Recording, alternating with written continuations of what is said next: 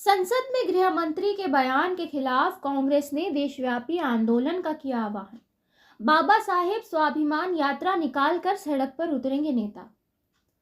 हजारीबाग के ऐतिहासिक कृष्ण वल्लभ आश्रम के सभागार में झारखंड गौ सेवा आयोग के अध्यक्ष राजीव रंजन प्रसाद ने प्रेस को संबोधित करते हुए कहा कि गृह मंत्री अमित शाह द्वारा बाबा साहेब भीमराव अंबेडकर के ऊपर अपमानजनक टिप्पणी और नेता प्रतिपक्ष राहुल गांधी के विरुद्ध गलत एफआईआर के विरोध में देश भर में प्रदर्शन हो रहा है।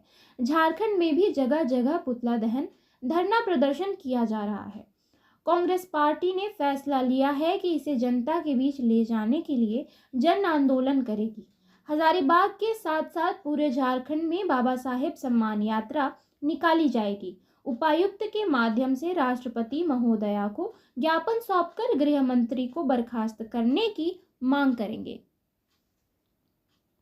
पार्टी स्थानीय स्तर पर आपका क्या गतिविधि रहेगा? कार्यकर्ता जो भी है भ्रष्टाचार पर क्या एक्टिविटी रहेगा? भ्रष्टाचार के आगे हमारी जो पार्टी की जो कार्यक्रम चलेंगे, चाहे वो राष्ट्रीय नेतृत्व के निर्देश पर हो, प्रदेश नेतृत्व के निर्देश पर हो, ये कार्यक्रम चलेंगे। और स्थानीय जन मुद्दों को लेकर के भी आपने कहा, हमारे कार्यकर्ता पूरी तरह से सजग रहेंगे।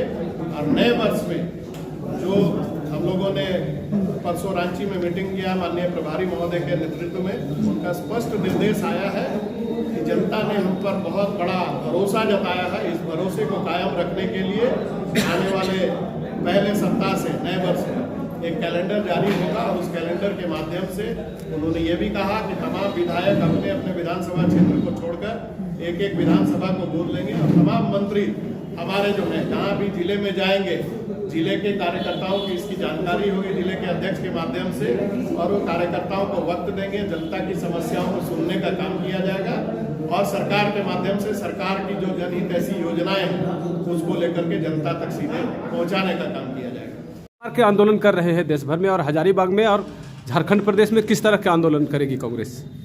देखिए, पहले ही हर जगह गृह मंत्री का पुतला दहन किया गया। दूसरे दिन भी सम्मान मार्च निकाला गया, अम्बेडकर जी का संध्या में प्रदर्शन हुआ। उसके बाद कांग्रेस ने ये निर्धारित किया है, हमने आभार समागम का कार्यक्रम किया था जो इस विधानसभा के चुनाव में कांग्रेस कार्यकर्ताओं के अथक मेहनत और परिश्रम के बाद प्रदेश के अंदर इंडिया गठबंधन की सरकार बनी है।